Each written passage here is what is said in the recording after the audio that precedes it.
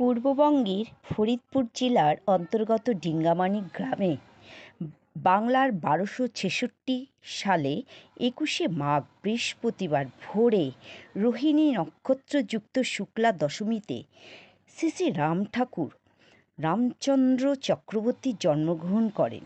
তাহার পিতা ঈশ্বর রাধামাধব বিদ্যালঙ্কার মহাশয় একজন প্রসিদ্ধ তান্ত্রিক ও নিষ্ঠাবান ব্রাহ্মণ ছিলেন।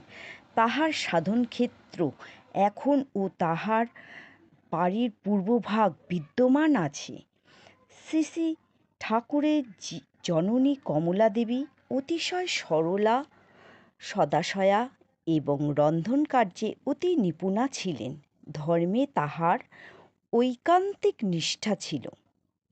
শ্রী শ্রী ঠাকুর বাল্যকালে মৃত্তিকার দেবদেবী মূর্তি গড়িয়া পূজা করিতেন এবং নিবিষ্ট চিত্তে রামায়ণ গান শুনিতেন। তিনি শ্যামাসঙ্গীত ভালোবাসিতেন এবং তাহা শুনিয়া তন্ময় হইয়া যাইতেন। বাল্যকালেও তিনি অতিশয় কষ্ট সহিষ্ণু ও একাগ্রচিত্ত ছিলেন।